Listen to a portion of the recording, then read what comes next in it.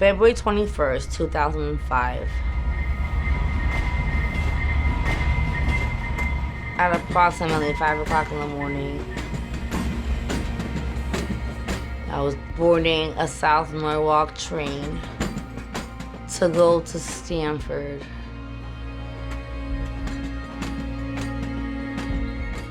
Irony of it is I was serving somebody a bag of dust. And when they did, the door slammed on my arm and my foot.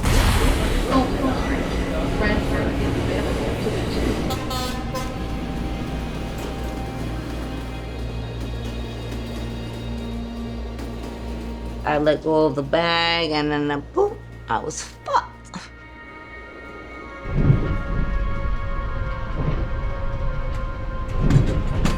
All I can see was my friend. The train was going, two people open the door, trying to pry open the door. I was dragged equivalently 2 football fields from South Norwalk to Darien.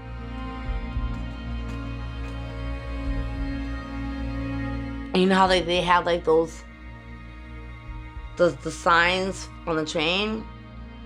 Like it was coming. And I don't know, this guy just pried the door open and I flew back. And I flew back into the air all the way back and landed. And I remember curling myself into a ball like this and, right there.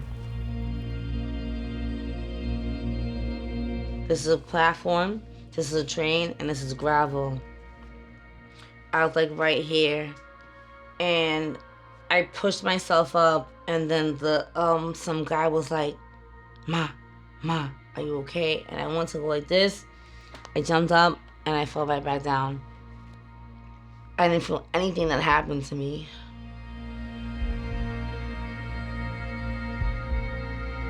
And when I got to the hospital, the doctors looked at my mother and said the only reason why she survived is because she was dusted. She not only had felt everything, but something with the synapses in her brains and her spinal cord did something to where it actually she didn't feel a thing.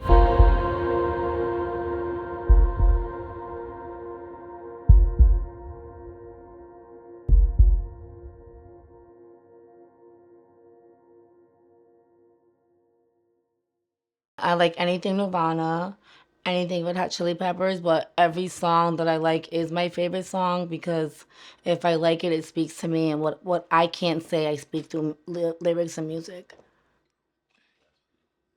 Because it feels because it feels like sometimes you don't know a feeling that you feel or you don't know how to express it until someone else brings that to the forefront. So like when you hear a song, you're like, damn, that's how I feel, but you didn't know how to articulate how you were feeling unless it was already spoken for you, you know? So my full name is Simone Linda Medina. I grew up in the projects of Merle Avenue in Stamford, Connecticut. And I was like, I'm such a project baby. Um, my childhood was very, very like outdoorsy. Um, it molded me into the person that I am today right now. Like taught me, like it humbled me, but it also earned my stripes. I remember like a lot of like climbing trees, bicycle riding, rollerblading, being with the boys. I was such a tomboy. I'm such a daddy's girl. And my mother worked, my father worked, and my grandmother raised me a lot, but um happy. I was happy. I was a happy child, a love child. I was nurtured a lot. Um my grandma was like hands-on with me, where my parents like lacked a little bit, but I was definitely loved, so I knew I was loved. I should have been a boy. Huh? I should have been a boy. Nah, because then it wouldn't have been. Nah, you should be who you are. It was an experience, like exploring. Every day was a new adventure. Like I wasn't afraid to get dirty, get my hands, like, get my feet wet, like jump into the deep end of the pool, not knowing how to swim, but still coming up afloat. Like very communist. Like I could chill with the girls, but I'd rather be with the boys. I was never a Barbie doll person. I was more like a let's go play kickball, baseball, dodgeball. So like a tomboy? Yeah, very tomboyish, yeah. This is who I am. I don't know that you don't have to be around me. And I can subject myself to be around you if I don't want to. My mother's Jamaican. She was born in Jamaica. She came here when she was 14. My father's Puerto Rican. My mom's a diva. My mom taught me how to be a woman, but my father taught me how to be a gentleman at the same time. My father said, you have 3 strikes against you. You're a female, you're Puerto Rican, and you're Jamaican, so you got to work 3 times harder to get your foot in the door. Like, always mean what you say and say what you mean, and the words that come out your mouth touches everybody in the room that you're talking to, so make sure you choose your words wisely. He made me read the dictionary. We played Jeopardy. Crazy Eights, football, baseball. My father, I love my father. I'm such a daddy's girl. My father taught me how to command respect when you come into a room or look people in the eye, handshake, treat everybody the way you want to be treated because you meet the same people on the way down that you do on the way up. I don't know, just is very like, mannered, respectful. My dad is a gentle giant. When he wants to be. He very athletic, into sports. Comedian, smart. He's a banker, so he's smart with money. He's good with numbers. Um, Try to like really drive me into like education and because knowledge is power. You could never unlearn anything. And every day is a learning opportunity. And I try to he taught me every person you come across teaches you something. Every day is a learning lesson. You can never stop learning. And if you're not learning, you're not doing something right. Time is very, very precious and valuable. And that's why when he was with me, I was the forefront of his time. I was always on his lap driving a car or at his baseball games or his football games. Um, he always says the first person a girl falls in love with is her father. And, I do. I love him so much. And he taught me he's the only person that I ever need. I don't need anybody else but him. This is a mint leaf. And then formaldehyde has a chemical which is PCP. And you first you bake the mint leaves and then you saturate the mint leaves in the formaldehyde. Me and my mom, we kind of because she's an alpha female and so am I, so we literally we clash heads a lot. But I have to sometimes know that she does it because she wants good. But sometimes the way she vocalizes her emotions and her opinions come off as bitchy, and then I come off as bitchy too. So, but I know it's come from the kindness of her heart. She comes from a good place. My mom is judge, juror, and executioner of the family. She end all be all see all. Her word is bond. Her word is it. And when she makes up her mind, she makes up her mind, and she'll curse you out in a hot second, but tell you she loves you when she's done. You know, she's the epitome of queen being a diva. That's what she is. She she just she just taught me how to take no shit at all. Now that I'm thinking about it and making me think more and more about how growing up and how they were to me and how I thought it was mean or how I thought it was they hate me, they don't love me. Now that I'm thinking about it, that was nothing but love, nothing but constructive criticism, nothing but made me stronger as a person. If your parents didn't teach you how to love, you don't know how to love. If you never experienced love, you don't know how to love. If you don't experience respect, you don't know how to give respect. If you're not fed, you don't know how to eat. So where you're starved in one aspect is you're just starved in all of them, and like it formats how you are as an adult because of the formative years, and like you actually got me thinking about a lot of things and how like when some people don't get something, they just don't get it and they don't have it, so they don't know how to give it. You can't give what you don't have, and you can't take what's not given. You have to let it sit on ice, and you have to burp it and nurse the jar that you do in order for it to get like this. And it's called, black bag of wet, water leak. And it has like that permanent marker smell. I'm the only child, so I was like, I didn't get spoiled until later, and later into like my teenage years because we did struggle as a lot. Then my mother graduated from college, my father got a better job, so then they were able to provide more for me. But the more they provided, the more I took for granted. The like enough rope to hang myself. They gave me an inch, I take a mile. I'd rather beg for forgiveness and ask for permission because I'm gonna do it anyway. Tell you I'm sorry, but at least I did it. I did what I wanted, and I'm sorry if you didn't like it. Oh well, deal with it. But I am sorry.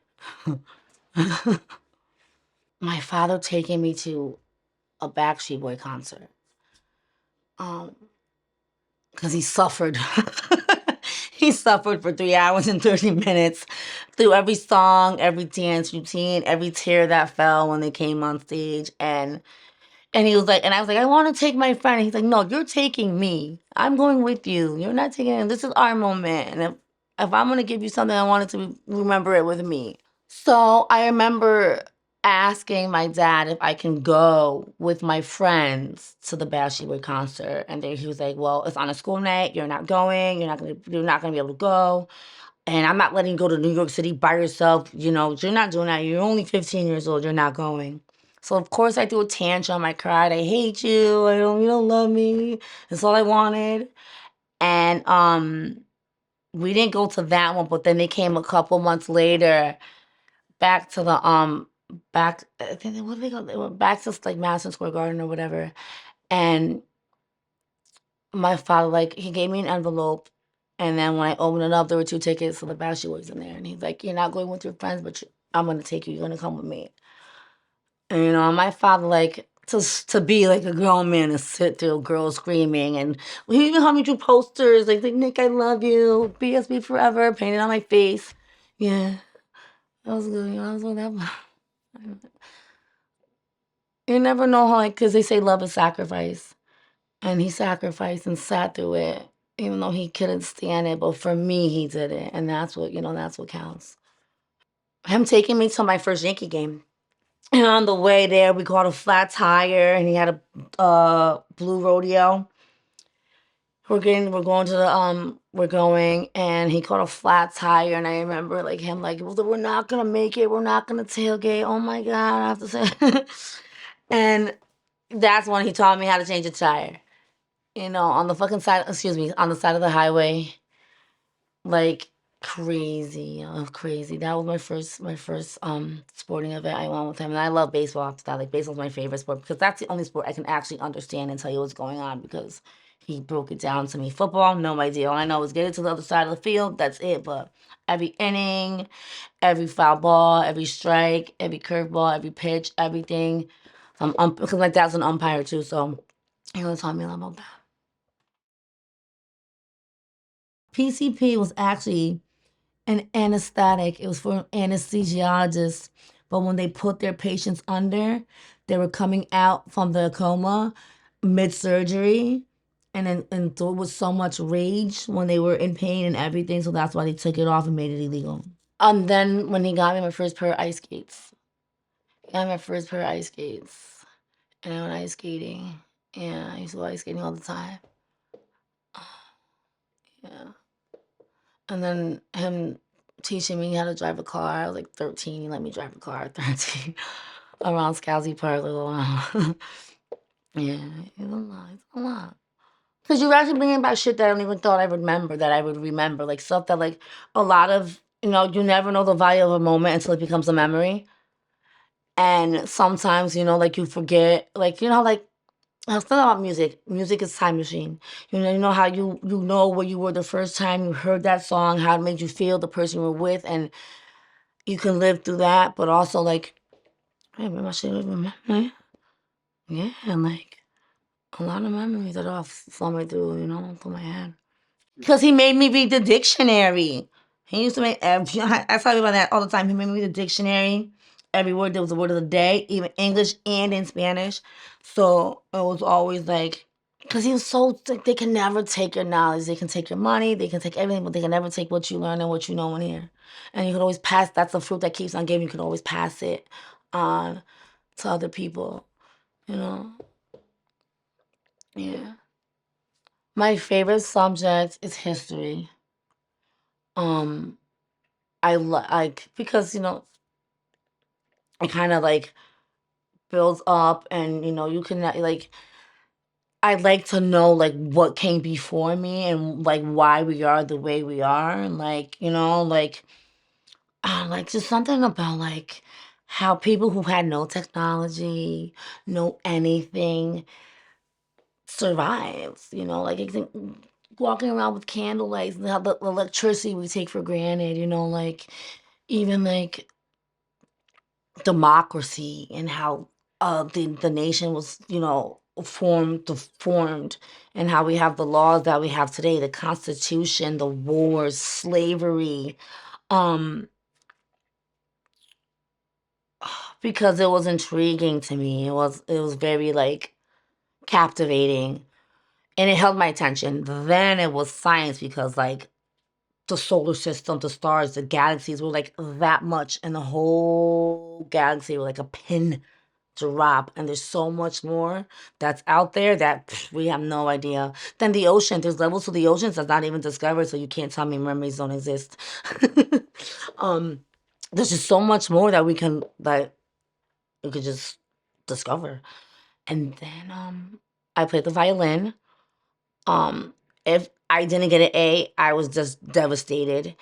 If I didn't understand, I always asked a question, and if I was always combative, if you would tell me the sky is blue, but tell me why. Tell me that it's a reflection of the ocean. Just don't tell me it's blue. Tell me why, and tell me how it got that way. You know. And the my, I people say I'm combative, but it's not the fact that I'm combative. It's the fact that I'm a tangible. There has to be something tangible. Like you know, like I believe in God, I believe in faith, but I have no. This table's a table. Why is it a table? Because there's four legs and it has a flat surface on it. You know. And then I was a cheerleader. And then, oh my God. I only lasted up like 2 years on the cheerleading squad because I was like, fuck that. Who wants to wear a skirt? And who wants to, I didn't want to do none of that shit. I only did that for my mother. And then I was on the baseball team. Um, I remember like hitting my first ball, like hitting it and getting to second base. And I was like, it was such an invigorating feeling, you know, like I could do that. You don't know what you could do until you do it, you know. Um, and like pushing myself to the limit. You know, you could say, okay, if I did 15 push-ups today, I'm gonna do 20 tomorrow. You know, if you don't, this is always you can always be better than you were yesterday. Um, I felt like I didn't have to sit in the classroom for an hour and a half when I wouldn't do it, and I would go take my midterms or my finals and pass. And they tell my mother, listen, your daughter, if she didn't skip so much, she'd be A, but I have to fail her. You know, I took my SATs. My mother paid $900 for an SAT prep course. It didn't go, passed. It's just like, I don't know. I just feel like, I don't know. Like, I know things I should know. I don't know. Um, because I always feel like I could be doing something better with my time. Then of course it was, you know, drinking and drugging, and that's what kind of really fucked it up for me in high school. Okay, this is where it gets fucking crazy. I was a straight A honor roll student until I was till my junior year. Until I got the keys to my first car. And I stopped going to school. I started smoking weed, started drinking. Um, the first time I used the first time I was about 15. I was 15. I started smoking weed, and I didn't like the way weed made me feel, but I smoked it just to be a part of the crowd. And I remember just getting really tired and really hungry and like really like stuck on stupid. And I don't like to like I don't like very slow, and I don't like that. And then I went to Colombia with my friend, and then we just sniffed coke, and then came back, and then I just became like a really like big cokehead. Um, and then I started smoking PCP when I was 17, and then I fell in love with PCP. I loved it because it wasn't like that lethargic high. It was like that, like, it was hallucinogenic. So, you just see things. And sometimes when I'm high, I think more. I'm more into my brain. I'm more like, I feel like it opens up other parts of your brain that, when you're sober, you don't have access to. The first time I took PCP, I, I snuck out of the house because my mother grounded me because, she found out I was dating my boyfriend and he was like 5 years older than me. And she's like, absolutely not. You're not leaving the house ever again. So I snuck out the house, and he goes, I couldn't find weed, but I got this. And it looked like, like when you smoke a blunt and you have a roach and it's like brown. So I just thought that it was that, like a whole bunch of roaches like de-rolled and put into a bag. And he goes, this isn't weed. I'm like, whatever. He goes, don't smoke it like you would smoke weed. They tell me not to do something, I'm gonna do it. That's just the type of personality that I have. Pull slowly, no, taking deep pulls. I smoked the whole blunt, and I remember like walking down from Southfield Park to Orchard Street and seeing like the same car like driving around the block, and like I ran into bushes because I thought it was my mom. And they were like, and I was like, no, it's my mom driving around the block. He's like, it's not the same car. And and I like the way it tastes. I love the way it tastes. I love the way it smells. I love the way it tastes. I don't know. And then then like, I don't remember much, but then they're like, we gotta drink milk. She has to drink milk. She has to drink milk. And I hate milk. And I came to with like with the milk being poured down my throat. And I was like, I gotta go home. I still got. I've been out for how long have I been out? Like, you've been out for like 5 hours. Like, how long? I'm fucked. I gotta go home. Going to my house, door locked, my window locked, porch light on, having to ring the doorbell. Oh my god, I got in so much trouble. I got in trouble. I got in so much trouble. I think that was the last time my mother hit me because that was the first time I hit back. Yeah, the last time she hit me, that was the first time I hit back. I was like, fuck this. Like, I'm fucking 16 years old. You're not gonna be hitting me no more. Like, absolutely not. No. And the last time she hit me, not the last time my father's hit me, of course. But yeah, yeah, and it disassociates the receptors that go to your brain that makes you feel. And I was dragged 2 football fields on a train. I went from Darien to South Norwalk back to Darien. I landed, I fell, and I was so dusted that when I went like this to stand up, I fell. I fell. But I didn't feel not one thing. And that's the only reason why you survived is because you were dusted. And then my mother, like, with my drug addiction, she didn't understand why, but because they drank. My father did drugs, but for them it was okay because they were an adult. For me, I was young. I was coming of age. I was in school. I was failing. Everything was fucked. Mom was like, all I asked is for you to graduate high school. Just graduate high school. Just can you just do that? And I couldn't even do that. I had to I was on a 5-year plan. not the 4-year plan. I fucking let my parents down a lot. How?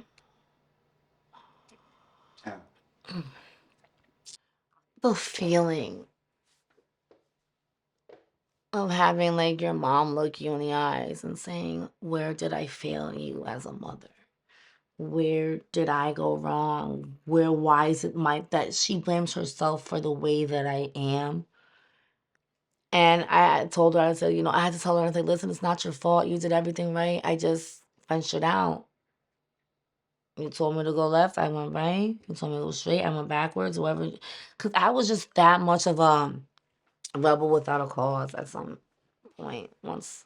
So finally, she just gave up. She's like, "Fuck it, you can do whatever you want. I don't care anymore. Just, it's your life. Do whatever you want, but don't call me when you need me to, like, get you out of any problems that you brought onto yourself."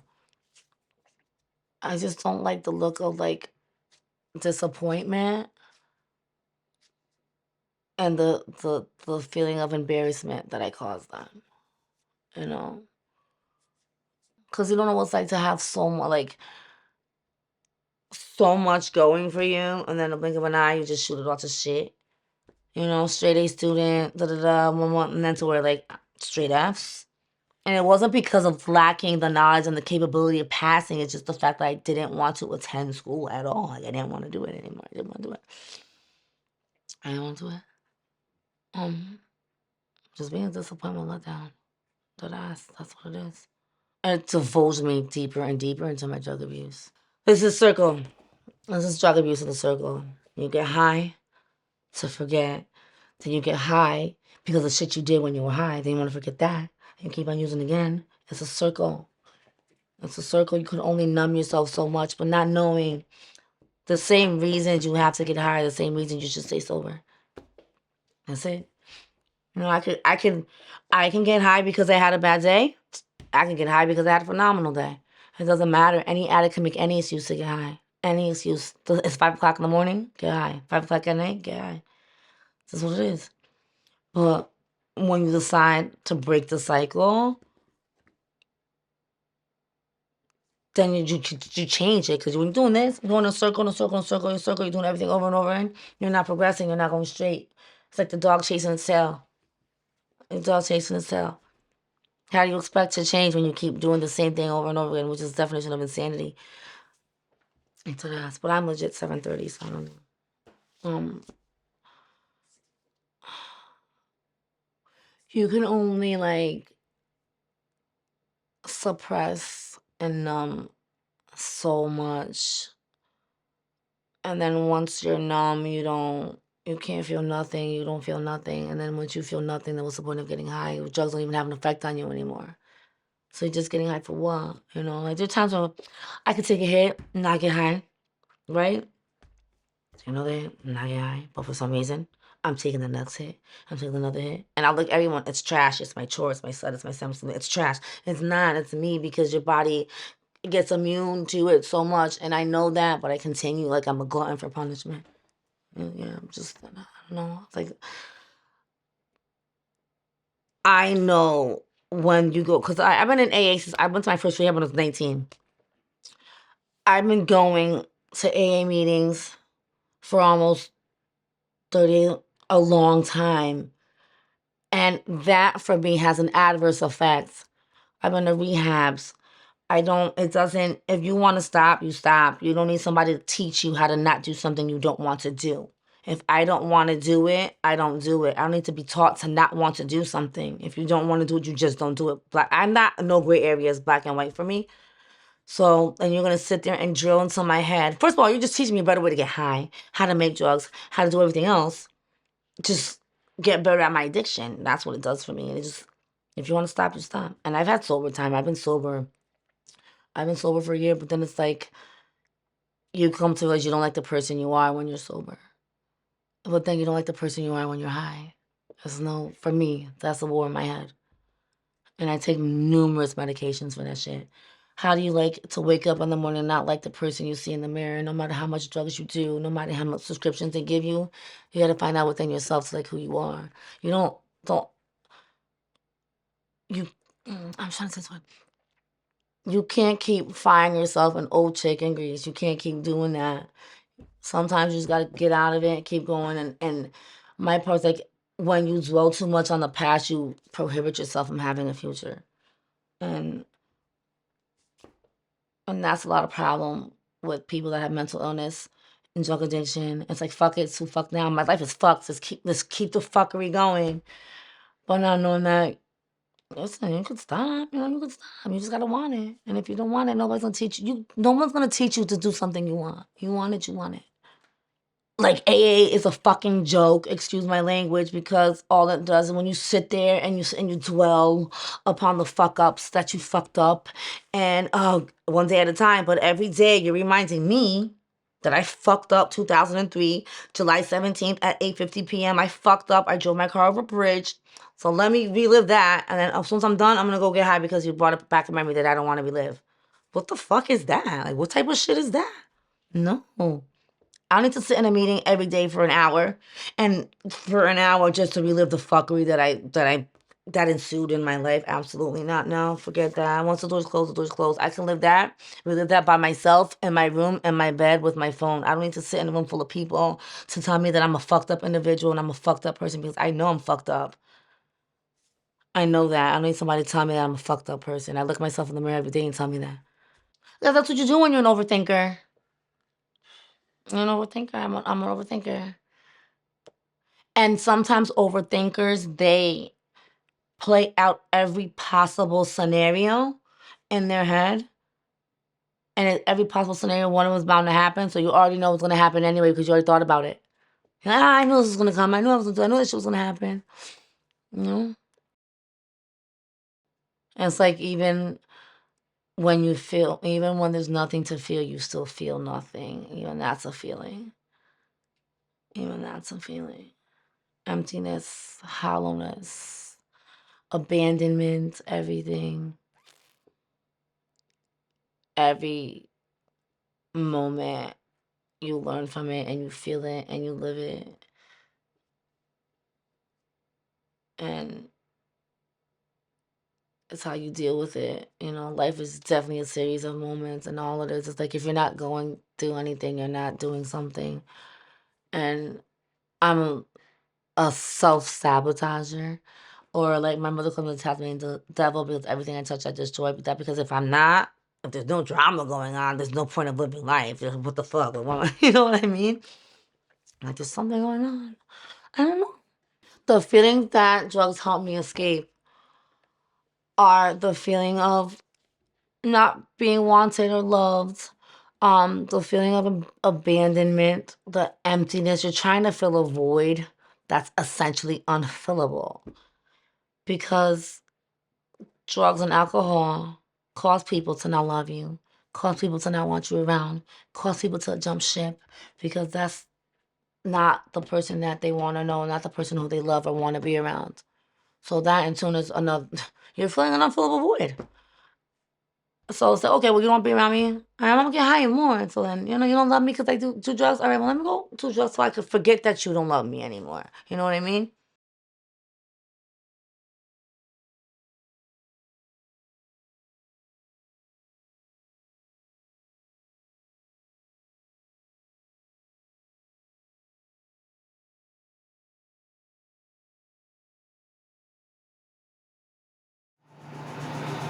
See, I just love the way it tastes. I don't even get high. I just love the way it tastes.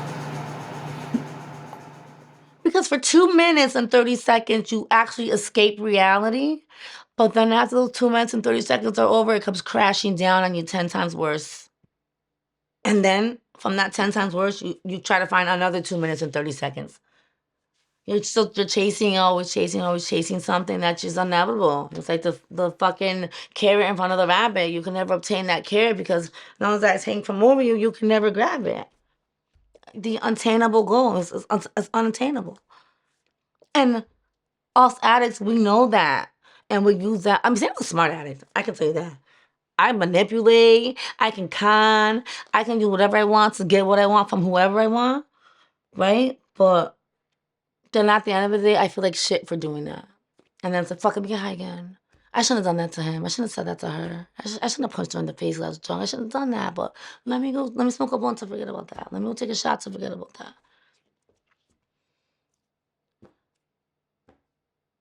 And that's the fucked up things with memories and feelings. You're always feeling something and you're always reminiscent over something.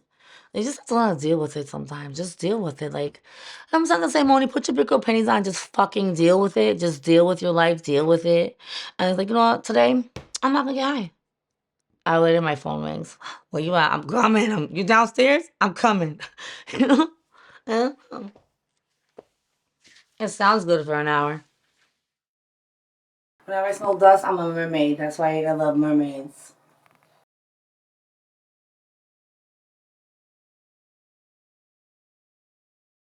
So if you could have done anything differently, what would that be?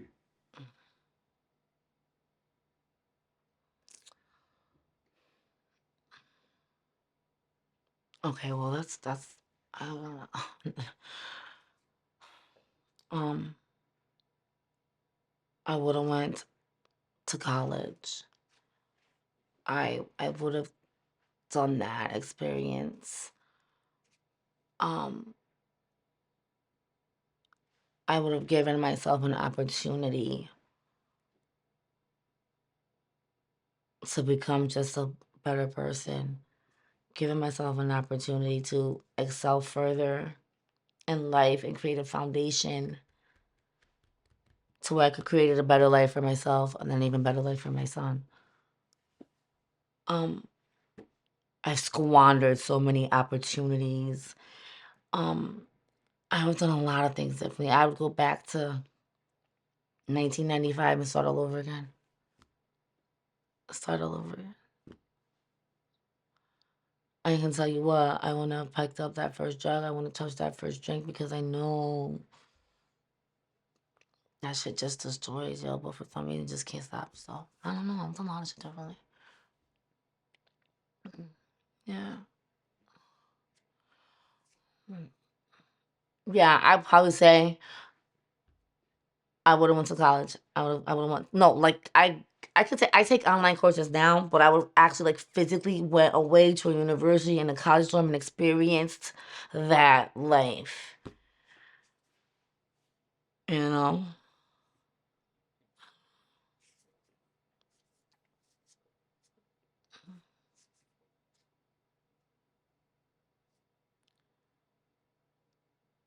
You can think about everything. You could wake up every day and think about something you want to do differently. Everything needs to be different. But there is no rewind button in life, my friend. Hindsight is always 2020. It's always 2020. You could always say, what if I did that? What if I did that? But there's no what ifs. There's no what ifs don't happen. It was, but I feel like everything happens to a person for a reason. Everything's meant to happen. I'm meant to be this way. I'm meant to feel this way. And I'm meant to do this. And I'm meant to like maybe help somebody else who's struggling with whatever. 'Cause I'll definitely be a nurse Jackie. I don't know if I'd be so. I'll definitely be a nurse Jackie. I'll probably be a drug alcohol counselor and I'll still be getting high in the bathroom. I don't know. And that's just what I'm just gonna say. And that's just me. That's my truth. That's my story. I own it. I don't give a fuck. It is what it is. Because for those 2 minutes and 30 seconds, nothing bothers me at all. But I want to tell people don't do that either. You know what I mean? I'm a walking contradiction. It tastes like permanent marker, like a Sharpie. And when I would like feel like we would be in rehab, I used to sniff the permanent marker just because it smelled like BCB. This is crazy. I just want to help people. I want to help people, and I want to like have a positive message to convey to everybody out there. But everything that sometimes if the message isn't always positive, then how do you get positivity? How do you give something away that you don't have? I'll tell you right now, I'm the friendliest bitch you'll ever meet. I have empathy. I'm not sympathetic. I have empathy because I don't sympathize for nobody because we are the creators of, we create stuff. We are our own worst enemies, but yet we create things that happen. Like, we create it. Like, I created this mess. I'll apologize if my house is a mess. I'm sorry, but it's mine. I own it. It is what it is. If you don't like, by all means, the door's right there. Go. I don't make apologies for the person that I am, but I will apologize for what like I do to you, not for what I am. Like, I'll curse you out to say, I'm sorry, I didn't mean to do that, but you deserved it though. You know what I mean? I want to like give a positive message and empower people, but I haven't felt that yet in my life and myself to be able to give that message to somebody. But that's what I want to do. I want to discover the zen and the peacefulness and the positivity that I can give to somebody else. But when everything's shitty, everything's shitty. You can't paint shit. You can't turn shit into gold. If it's shitty, it's shitty. You know? But I think for every shitty moment you have, there's a good one. You know?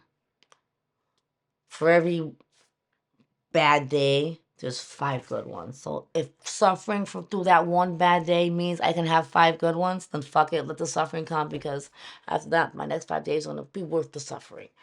You know, like, I would rather, like, this is saying, like, I would rather experience loving you for that time, even though I know the heartbreak is gonna come, but experiencing the love that we give for each other is gonna be worth the heartbreak. You know? You know what? Shit like that, that's what makes it wrong with wild. Because if my struggles could make somebody else not struggle and like don't do that, like, and now I will suffer, yo, for somebody else to not to go through what I went through, you know. And good ass, you know, like I would, you know, I do, you know. Well, my son's 16. My son's spoiled. But my son is definitely the golden child. He definitely is. He's definitely not gonna be anything like his mother or his father. Um, he's very like hands-on-y. You know, he's not athletic. He's um like engineerical. Like, he wants to like build stuff and create stuff and design video games and like um wants to like code stuff, and he locks himself in the room, and he won't, as long as he has his computer and his iPhone and his video games, he doesn't need anything else. No, nothing else. Um, and he's a very like, my father is molding him into being such a good man, because I remember one time I say, "Goob, here goes $20," and he says, "Mommy, I didn't earn it. Let me do something to earn it before you just give it to me. Is there anything that I can do? Because I want to work for it. I don't just want to be anything given to me." And I was like flabbergasted when he said that to me. And I said, "Hey, well, go throw a load of laundry in and go do the dishes, and I got you." He did. And then the time I gave him that 20, and then I ended up putting like another, like I would hide like money in his coat pockets, because he doesn't like to take it unless he works for it, you know? And that's like a good thing that I have. But me and him have like a really rocky relationship right now, because he's mad at me and he has every right to be. So, um, very touchy subject for me. Um, It's like your heart in human form, like your heart in human form. That's like my heart walking around and breathing and having its own life. And I didn't know what love was until I had a child. Unconditional love, because there's two different types of love. Like unconditional, like anything. Like, I would never want him to suffer or to cry or to anything, And this is my prince. He's my man, He's my little man. He's my right hand man. Definitely addiction affected our relationship 100%. That's why he doesn't talk to me. Because looked me in the eye and he said, "Mommy, I want you to go to rehab." And we don't know how I feel about rehab. And I'm saying, "No, I'm not going. I'm not going to rehab. I'm not doing it. I don't need to go. When I stop, I want to stop." And then he felt like I chose to continuously live my life the way I'm living it over him. But now, I've only got better than masking my addiction, because I'm not sober by any means, but I've gotten better at hiding it from my family and from my son and from everyone else. So I'm mending a bridge right now with him, slowly but surely. Because I don't want him, and that has to be the worst feeling in the world for someone to think that their parents sold drugs and alcohol over them. But that's not it, because I still love him with all my heart. I give him my last breath. But it's when he's not around, is when shit happens. I remember putting him to sleep, or he was sleeping. When he was asleep, that's when I go, fuck up. Times where I will turn a night of going out into a 4-year jail bed. Dead ass. Walk out for one night and not come home for 4 years because I ended up doing some fuck shit and then getting arrested and going to jail. And that had to, like, every time I would walk out the house, I could just see the panic and fear in him. You know? I'm gonna get a pack of cigarettes. No, you're not. No, you're not. Well, I'm gonna talk to you on the phone the whole time. Knowing my ass is going out down the street to go smoke a blunt and not come back when I want pack of cigarettes. But you know what I mean? Like, that's like the fucked up shit. I don't know. I fucked that up though. I'm on the road to redemption. I'm redeeming myself. They think I'm sober, but I'm not. And I'm just becoming more of a beautiful liar when it comes to my mom and my dad and my son and my grandma. I just don't want him to resent me or or hate me because I know he loves me because I'm his mom. I know that he loves me. I just want him to know that I love him. Because I don't want it. No one should go to bed at night thinking that their significant other or their parents don't love them, you know?